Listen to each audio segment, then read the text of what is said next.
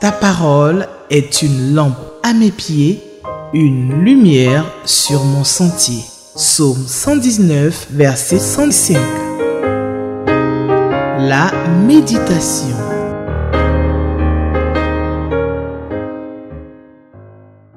Chers amis lecteurs de la Bible, Shalom à vous. Je suis très heureux de vous retrouver en ce début d'année 2025.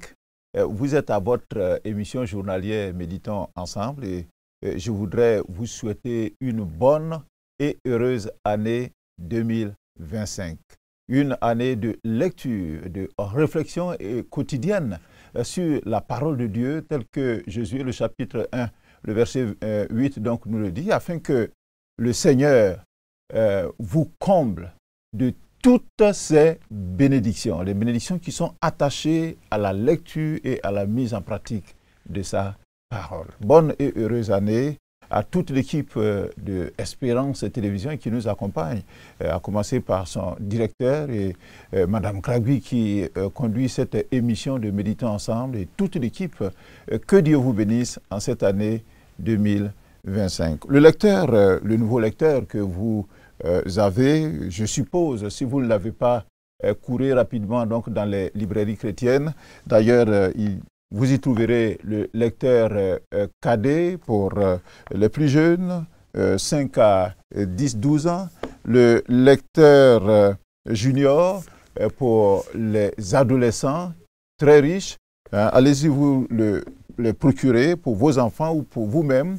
Et puis le lecteur adulte que nous allons utiliser donc en cette année 2025, qui nous propose pour aujourd'hui Matthieu, le chapitre 5 du verset 1 au verset 12, et qui nous demande comme question, qui nous propose comme question de réflexion, la question numéro 2 et la question numéro 7, savoir est-ce que ce passage m'apprend quelque chose sur Dieu le Père, Dieu le Fils, Dieu le Saint-Esprit, et puis quelle vérité Dieu me révèle-t-il dans ce passage que nous allons lire. Mais avant d'aller plus loin, je vais vous demander de prier avec moi afin que le Seigneur nous conduise.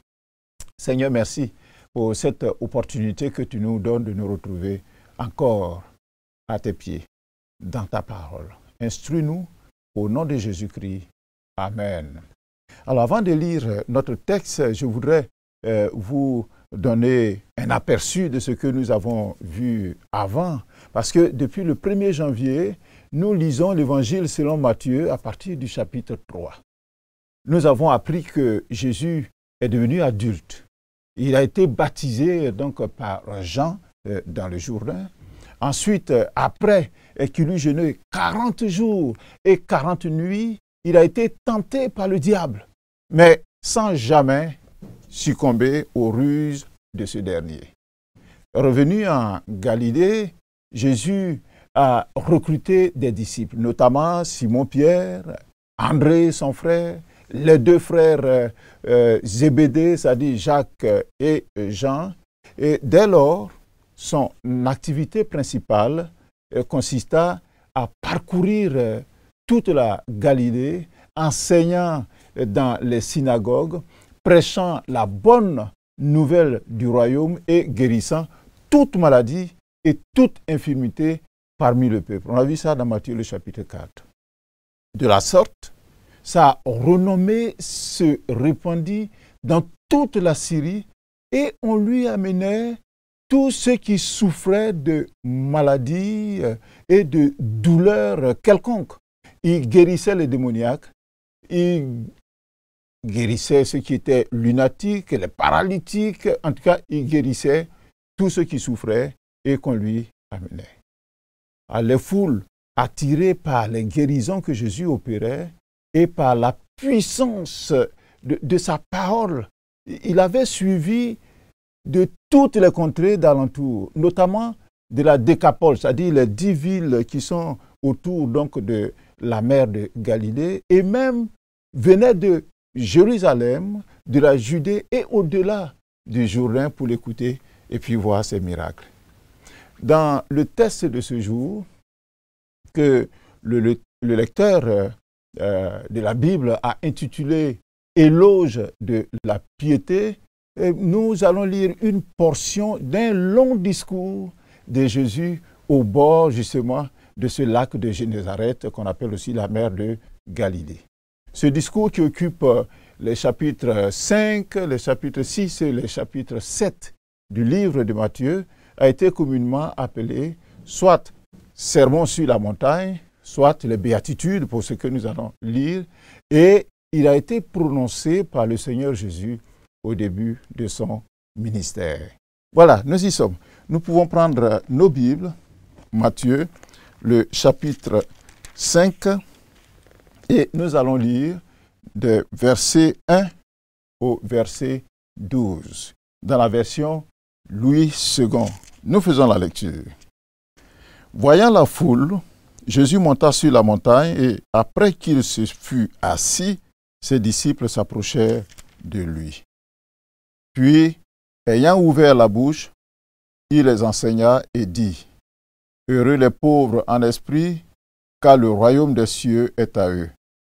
Heureux les affligés, car ils seront consolés. » Verset 5.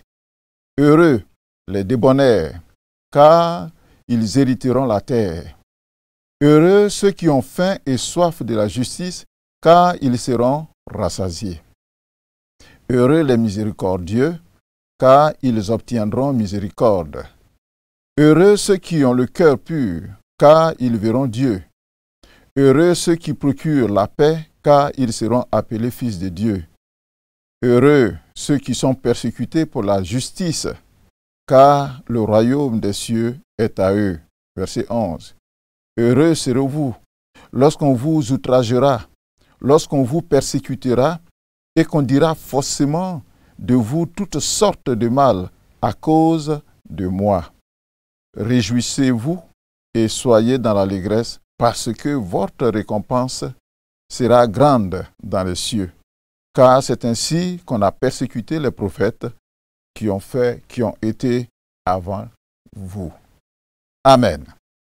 Voici donc notre texte qui nous est proposé et que nous venons de lire et qui est vraiment riche en enseignements. Nous allons répondre à la première question. Est-ce que ce passage m'apprend quelque chose sur Dieu le Père, Dieu le Fils, Dieu le Saint-Esprit? Le verset 1 et 2 montre que Jésus est un grand pédagogue. Il aimait enseigner les principes du royaume de son Père. En vue d'atteindre ses objectifs, il se donnait les moyens pédagogiques appropriés. Dans notre récit, Jésus créa d'abord les environnements, sinon les événements et les circonstances qui focalisaient l'attention de la population sur sa personne. Les miracles qu'il opérait drainèrent les foules nombreuses vers lui. Voici donc une partie de sa pédagogie. Ensuite, il utilisa les opportunités géographiques de la zone où il était, c'est-à-dire la montagne, afin de faire porter plus loin la voix et ainsi passer son message au plus grand nombre.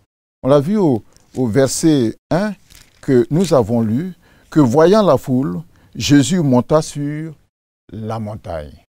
D'où le titre donné à l'ensemble de ce discours, le sermon sur la montagne. Et le verset 1, il continue, il dit, « Et après qu'il se fut assis, ses disciples s'approchèrent de lui. » Et le verset 2, il nous dit, « Puis, ayant ouvert la bouche, il les enseigna. » Ce discours, ou je pourrais même dire ce cours magistral, dont la montagne servait de podium et la foule d'auditeurs libres en contrebas donc de cette montagne, ce discours était principalement adressé aux 12 disciples de Jésus. Ceux-ci s'approchèrent de lui afin de l'écouter comme de bons élèves. Mais cette foule qui l'entendait aussi fut frappée par son enseignement sur des principes de vie dont il fallait s'approprier et appliquer à sa vie. Alors, pour cet auditoire, les guérisons et les actes miraculeux dont il avait été témoin oculaire, l'avaient préparé à recevoir les paroles étonnantes qu'il entendait. Quelles étaient ces paroles étonnantes? Un discours vraiment hors du commun, qui va beaucoup plus loin que les 10 commandements ou la loi de Moïse, comme on appelait. En effet, alors que l'obéissance à la loi de Moïse est un ensemble de comportements visibles et observables qui consiste à ne pas commettre certaines actions et à mettre en pratique d'autres, le sermon sur la montagne dicte plutôt une conduite intérieure, c'est-à-dire une manière d'être, une manière de penser. Jésus enseigne que les pensées et les attitudes de l'homme sont tout aussi importants que sa conduite. Exemple, la loi dit « tu ne commettras pas de meurtre ». Mais Jésus lui dit, et il précise l'esprit lorsqu'il fait remarquer que le projet d'assassinat commence bien plus tôt dans le cœur. Il dit que celui qui se met en colère contre son frère mérite d'être traduit en justice. La loi dit encore de ne pas commettre d'adultère. Mais Jésus lui dit, si quelqu'un jette un regard trop profond, j'allais dire, il commet sur une femme, il commet adultère avec cette femme. Alors, à partir du verset 3 et jusqu'au verset 12, le Seigneur Jésus présente 8 principes de vie qui sont des manières d'être, des manières de penser, afin de recevoir des bénédictions et d'être heureux. Ces bénédictions ou ces béatitudes nous sont directement applicables, nous chrétiens, afin de trouver le bonheur. Mais qu'est-ce que le bonheur? Parce que dans notre texte, ça revient itérativement. Heureux ceci, heureux cela.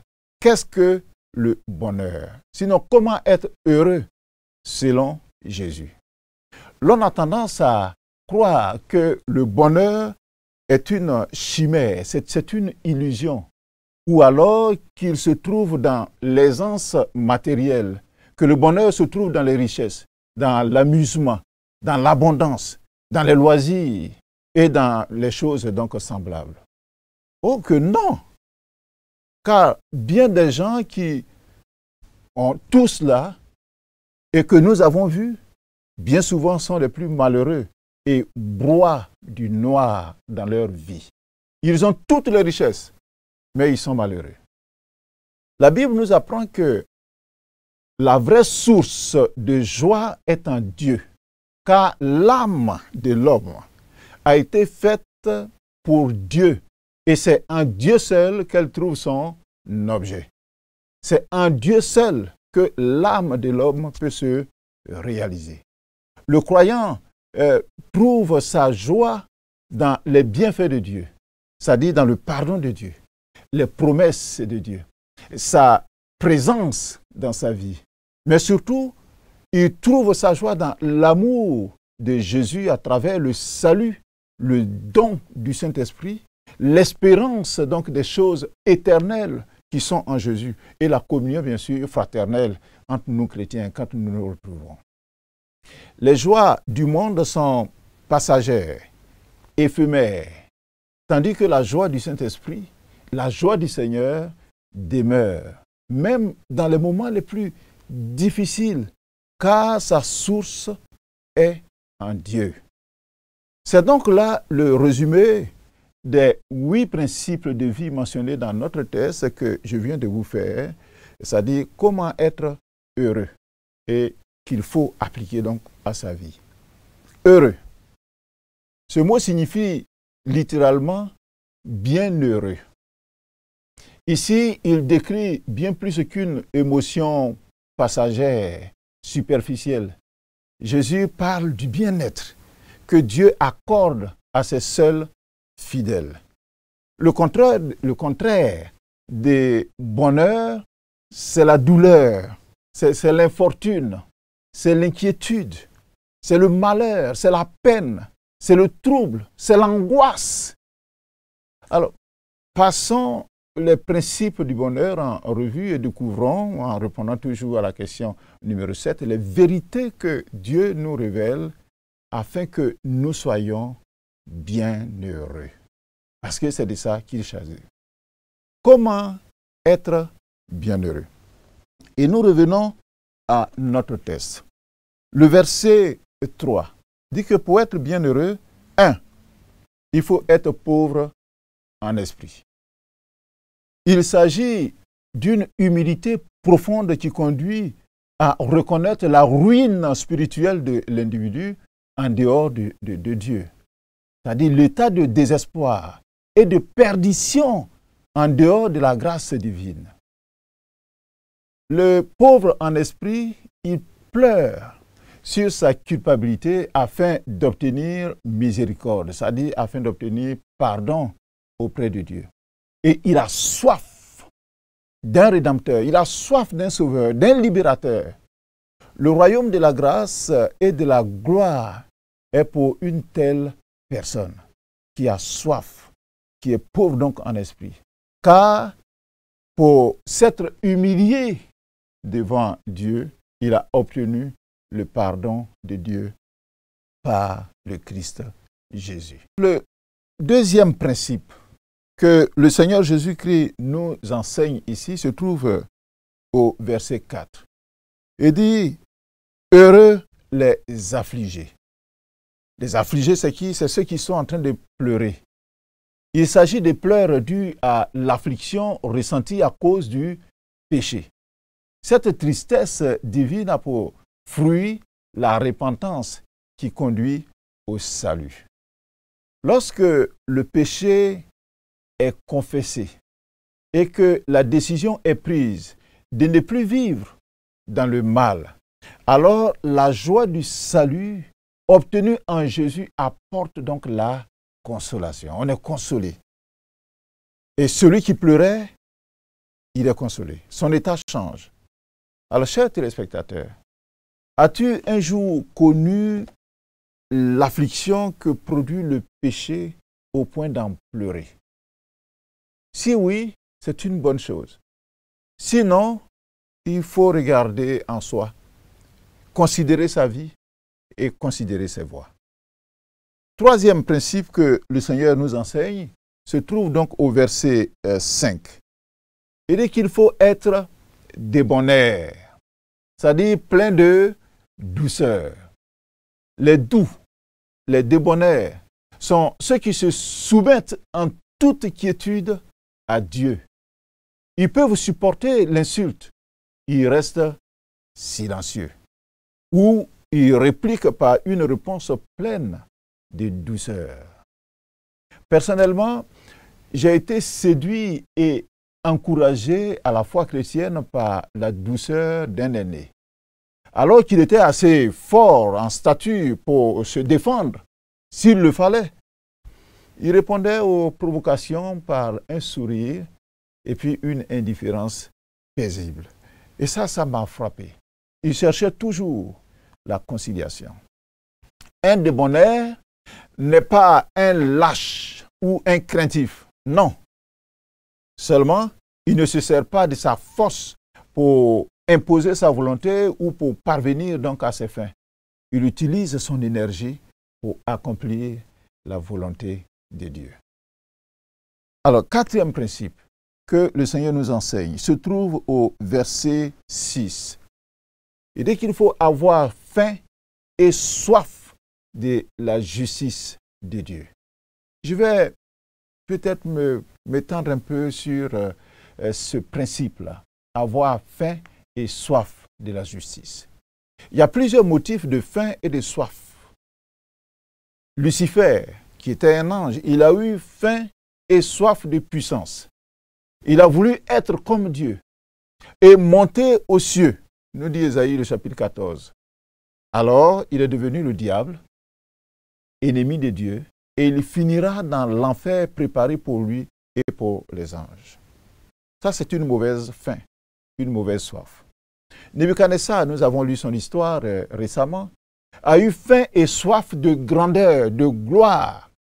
Quand son cœur s'est élevé, le jugement est tombé sur lui et il a été rendu semblable aux bêtes des champs. C'est une mauvaise faim, c'est une mauvaise soif. L'homme riche, dans Luc le chapitre 12, comme le fils prodigue aussi dans Luc le chapitre 15, ils ont eu faim et soif de plaisir, de jouissance, d'amusement. Les conséquences, vous les connaissez. Judas, qui était disciple de Jésus, il a eu faim et soif d'argent.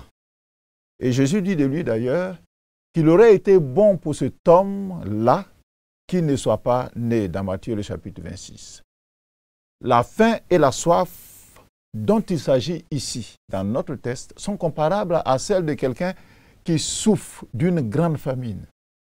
Mais dans ce verset, il n'est donc pas question de la faim qui nous prend sur le coup de midi, où le ventre commence à tourner. Non, c'est la faim de quelqu'un qui va périr.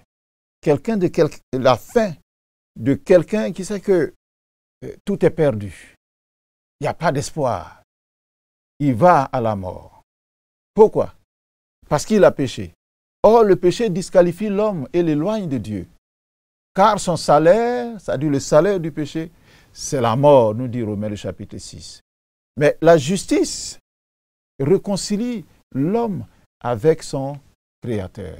Cette justice que l'homme ne peut s'offrir lui-même, cette justice-là est donnée seulement par Jésus, nous dit Romains le chapitre 5, le verset 9. Il dit, nous sommes justifiés par son sang et sauvés par lui de la colère de Dieu.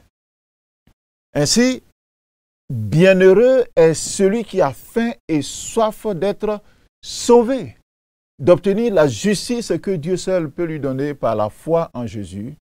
Alors, comme le fils prodigue qui revient à la maison, qui a vu sa condition, celui qui expérimente cette justice est rassasié, car il peut désormais bénéficier de toutes les bénédictions spirituelles auprès de Dieu. Celles-ci sont acquises pour nous par la justice de Christ. Et la Bible nous dit dans Jean le chapitre 6, le verset 35, que Jésus, c'est lui qui parle, il dit « Je suis le pain de vie. Celui qui vient à moi n'aura jamais faim, et celui qui croit en moi n'aura jamais soif. » Et le Seigneur continue dans Jean 6. Il dit « Si quelqu'un mange de ce pain, il vivra éternellement. » Or, c'est lui seul qui donne ce pain.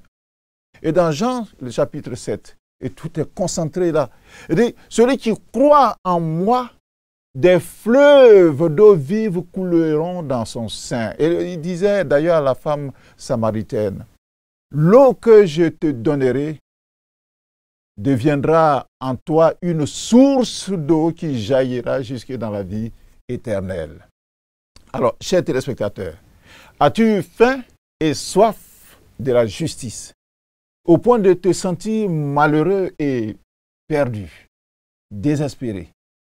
As-tu recouru alors au pain de vie et à l'eau vive que Jésus offre à ceux qui vont à lui? Si oui, alors tu es bienheureux. Si la réponse est non, alors Jésus te dit ceci dans Apocalypse, le chapitre 3, le verset 20. Il dit, voici, je me tiens à la porte et je frappe. Si quelqu'un entend ma voix et ouvre la porte, j'entrerai chez lui, je souperai avec lui et lui avec moi. Et quand on soupe avec le Seigneur, il nous donne le pain de vie, il nous donne l'eau vive. Passons au cinquième principe qui se trouve au verset 7. Il dit que pour être heureux, il faut être miséricordieux.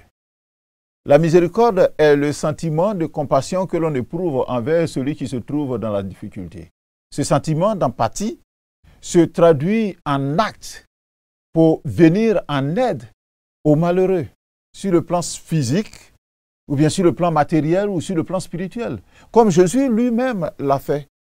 en donnant la guérison. Et on a vu que des foules venaient à lui parce que Jésus les guérissait. Jésus l'a fait en donnant même la résurrection à des morts. Jésus l'a fait en délivrant donc des personnes qui étaient surchargées et sous la pression de démons. Jésus l'a fait en accordant sa compassion aux gens. Jésus l'a fait en enseignant. Et puis, il l'a fait en se sacrifiant. C'est ça la miséricorde. La miséricorde est un caractère donc de Dieu qui se voit à travers toute la Bible. Sans la miséricorde, il n'y aurait pas de Dieu. Il n'y aurait pas eu de salut pour les hommes. Ainsi, ceux qui aiment Dieu doivent user comme lui de miséricorde envers les autres. Oui, la miséricorde, c'est cette attitude intérieure que le Seigneur demande aux croyants d'avoir, afin de faire du bien à ceux qui sont dans la détresse, même à ceux qui lui ont fait du tort, c'est-à-dire à ses ennemis, il faut user de miséricorde. Jésus a dit dans Matthieu, le chapitre 5, le verset 44, donc devant nous, que nous lirons dans les heures prochaines, « Aimez vos ennemis, bénissez ceux qui vous maudissent, faites du bien à ceux qui vous haïssent, et priez pour ceux qui vous maltraitent et qui vous persécutent. » Je vous assure que ça délivre et ça fait du bien d'apporter un soutien à quelqu'un qui ne vous aime pas. Retenons ceci, la miséricorde ne reste pas à l'état de sentiment, mais la miséricorde se traduit en acte. Celui qui est miséricordieux, nous dit notre texte, il obtient lui aussi miséricorde. Le sixième principe que le Seigneur nous enseigne dans notre texte se trouve au verset 8. Il dit qu'il faut avoir un cœur pur. Et si on a un cœur pur, alors on verra Dieu. Le mot cœur est utilisé comme une métaphore pour désigner l'être intérieur d'une personne. C'est le siège des motifs et des comportements de l'homme. C'est le support de la sensibilité. Et c'est pour cela que Jésus demanda un jour à ceux qui l'écoutaient. Il dit, mais pourquoi avez-vous de mauvaises pensées dans vos cœurs? On l'a vu, on peut le lire dans Matthieu le chapitre 9 et dans Marc le chapitre 2. Il dit, pourquoi tenez-vous des raisonnements dans vos cœurs? Car c'est du dédain, c'est-à-dire de nos cœurs, c'est du cœur de l'homme, que sortent les mauvaises pensées. Les adultères, les impudicités, les meurtres, les vols, la cupidité, la méchanceté, la fraude, le dérèglement, le regard envieux, la calomnie, l'orgueil, la folie, tout ça là commence par le cœur de l'homme. Dans le langage biblique, le cœur est le centre de la volonté et du contrôle des pensées. Beaucoup plus que des émotions ou de l'amour même, parce que quand on parle du cœur, on pense que c'est l'amour seulement. C'est pour cela que la Bible demande à l'homme de garder son cœur plus que tout, car du cœur sont les issues de la vie. C'est Proverbe, le chapitre 4, qui le dit. Alors, le mot pur, garder son cœur pur, c'est-à-dire un cœur qui n'est pas mélangé à quelque chose d'autre. C'est-à-dire on est profondément gagné à Dieu et à la cause unique de Dieu, sans mélange avec la recherche d'autres ambitions. Comment être pur de cœur? C'est en laissant, bien sûr, le Saint-Esprit faire la lumière en nous pour que nous puissions discerner ce qui vient de Dieu. Nous pouvons alors, quand le Saint-Esprit est en nous, rejeter ce qui nous empêche d'être tout entier à Dieu. Ceux qui sont purs de cœur verront Dieu, nous dit la parole. Cela signifie non seulement qu'ils seront dans la félicité éternelle demain, mais surtout qu'ils vivent dès maintenant dans la présence de Dieu et qu'ils jouissent de l'approbation de Dieu et de ses bénédictions, les bénédictions qui sont attachées au cœur pur. Alors, septième principe que la parole de Dieu nous indique dans ce que nous avons lu se trouve au verset 9. Il faut procurer la paix autour de soi. Procurer la paix. C'est-à-dire créer un environnement de paix autour de soi. Dieu désire que la paix habite la terre. C'est pour cela que Jésus est appelé dans Ésaïe, le chapitre 9, il est appelé le prince de la paix. Non seulement il est admirable, il est conseiller, il est Dieu puissant, il est Père éternel, mais il est le prince de la paix. Que Dieu nous donne, partout où nous sommes, d'exhaler la paix, de répandre la paix autour de nous. Alors, huitième, nous allons vite, comme nous sommes pratiquement au terme donc, de notre temps. Huitième principe que le Seigneur nous enseigne se trouve au verset 10, qu'il faut être heureux quand on est persécuté pour la justice. Ne soyons pas persécutés pour des mauvaises causes, pour des mauvaises raisons. Mais si nous sommes persécutés pour la justice, alors la parole de Dieu nous dit que le royaume des cieux est à nous. Parce que nous recherchons ce qui est juste, ce qui est bon, ce qui vient de Dieu. Et le verset 11, comme pour faire le couronnement, il dit « Heureux serez-vous lorsque on vous outragera, qu'on vous persécutera et qu'on dira faussement de vous toutes sortes de mal à cause de moi. » Il ne faudra pas qu'on dise des choses de nous pour ce qui n'est pas nommable, mais que ce soit pour la cause du Seigneur, pour la justice.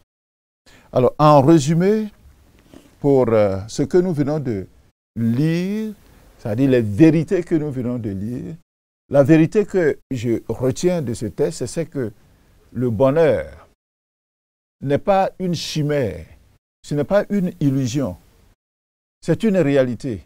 Car le Seigneur Jésus m'apprend que si j'applique les 8 principes que nous venons de découvrir dans notre texte, alors je suis heureux et je serai bienheureux. De quoi s'agit-il pour résumer? Il faut être pauvre en esprit. Et si je suis pauvre en esprit, j'ai le royaume des cieux. Il faut être affligé pour la situation de pécheur dans laquelle je me trouve et puis rechercher à être pardonné par Dieu. Il faut être bon autour de soi. Il faut avoir faim et soif de la justice de Dieu. Il faut être miséricordieux. Il faut avoir le cœur pur. Il faut procurer la paix autour de soi. Et quand on est persécuté, ne pas se morfondre sur sa situation, mais en être heureux parce que le royaume de Dieu nous appartient. Et puis quand on vit des outrages, quand on est persécuté, quand nous vivons des complots à cause donc de notre foi, à cause du nom de Jésus que nous portons, alors sachons ceci, et il est dit donc au dernier verset, que notre récompense pour cette vie de piété, pour cette manière d'être, pour ce comportement que nous avons, notre récompense sera grande dans les cieux. Retenons que le bonheur dans ce monde et dans le royaume des cieux ne se trouve qu'en Jésus seul, à travers sa parole que nous lisons et que nous mettons en pratique. Le bonheur n'est pas une illusion, c'est une réalité que nous pouvons vivre en Jésus-Christ tous les jours et dans l'éternité. Que le Seigneur vous bénisse pour cette méditation et que vous allez continuer, nous allons continuer à réfléchir parce que la parole de Dieu est profonde, elle est riche, elle nous enseigne et elle nous donne d'être bienheureux. Veuillez prier avec moi pour terminer notre méditation. Seigneur, nous te bénissons pour ta parole ce matin et ce jour qui nous apprend que nous pouvons être heureux, que ce n'est pas une illusion le bonheur, mais que le bonheur ne se trouve pas dans les choses de ce monde, dans les plaisirs, dans l'argent, dans les richesses, dans le matériel, mais dans notre position en toi, dans notre relation avec toi. Seigneur, nous te prions de nous apprendre à nous approcher de toi et à vivre le vrai bonheur au nom de Jésus-Christ. Amen. Le commentaire se trouve à la page 9 donc, du lecteur. Merci de le visiter et de vous enrichir avec cette autre vue de la parole de Dieu. Que le Seigneur vous bénisse. Demain, un autre jour, un autre test, une autre bénédiction avec le Seigneur. Shalom. Ta parole est une lampe à mes pieds, une lumière sur mon sentier. Psaume 119, verset 105. La méditation.